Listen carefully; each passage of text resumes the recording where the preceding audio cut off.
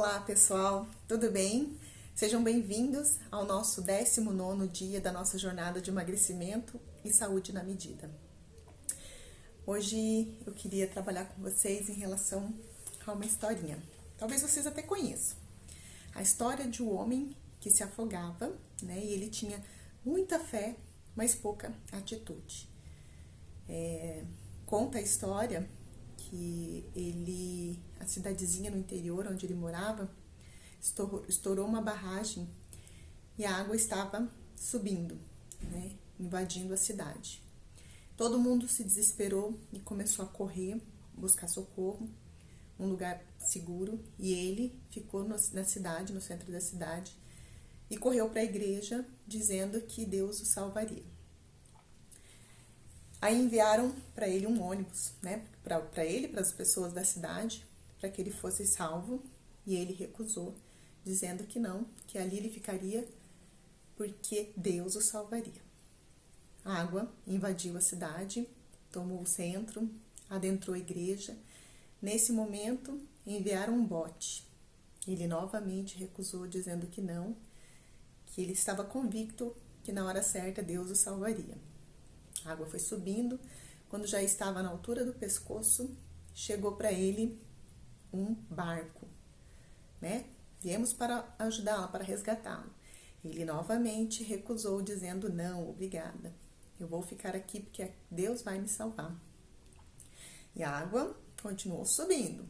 Quando a água chegou no nível do telhado, ele já estava agarrado na cruz da igreja. Enviaram um helicóptero para ele. Ele novamente recusou, dizendo que não, obrigada, e estaria ali esperando o socorro de Deus, que Deus o salvaria. Resumo da história: o homem morreu. Quando ele chegou, né, junto de Deus, ele falou: meu Deus, por que me abandonaste? Eis que Deus respondeu para ele: mas eu não te abandonei.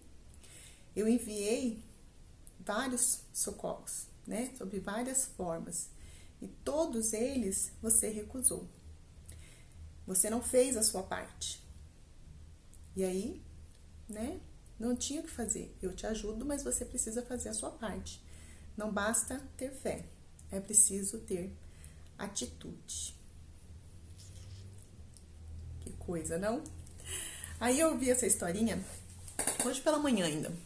E eu falei, nossa, bacana, né? Dá pra contextualizar e se questionar se muitas vezes isso não está acontecendo na nossa vida, né?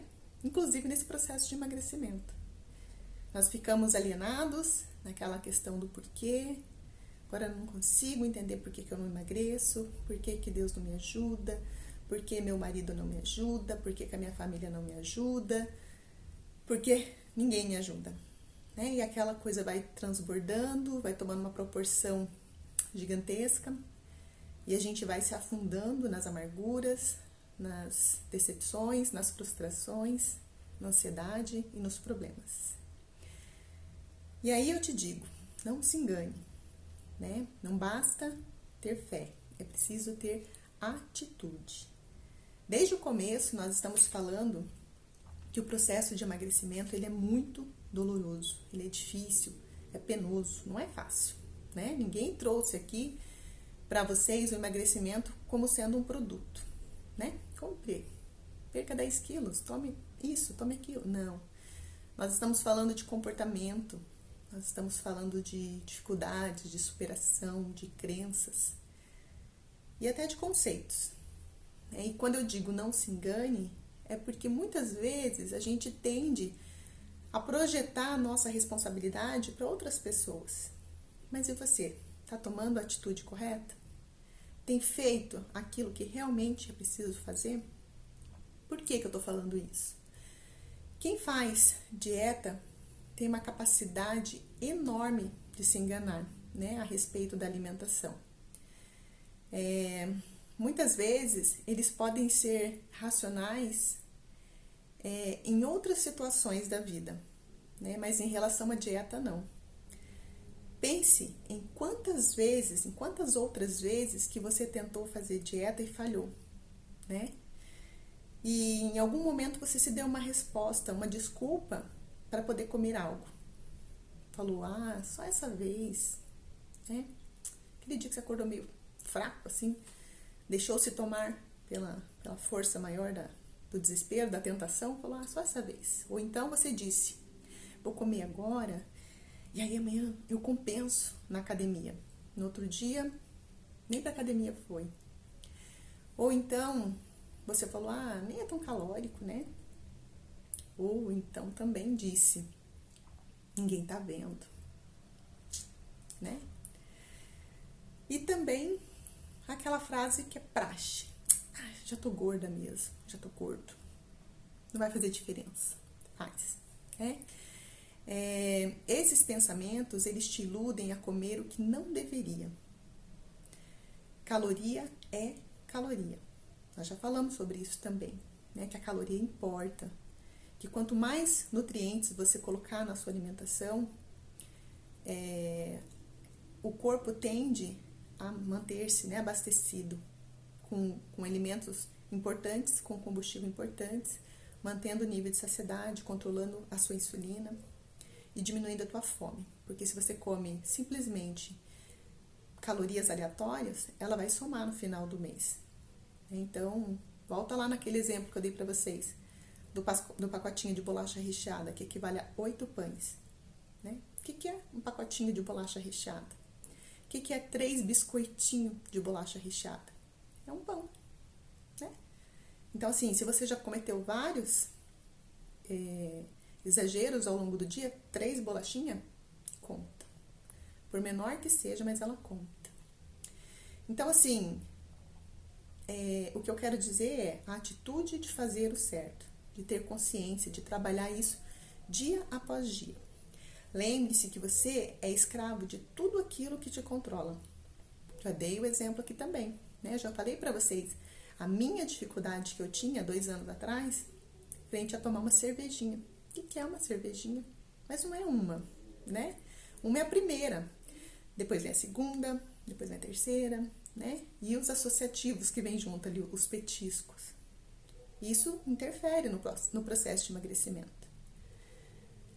E aí, então, é preciso você lembrar do teu objetivo, né? Você tem que entender que quem dirige a tua mente, quem governa é você.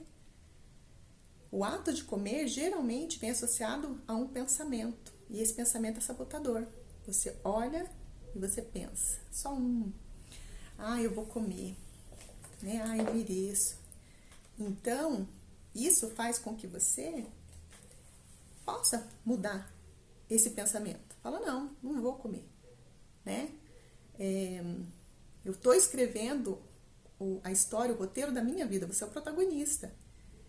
E você tem que focar lá no final desse filme. Como é que vai ser o desfecho final dessa história? Né? Toda produção, toda mega produção, a gente vê o bonito final do filme, né? Da história.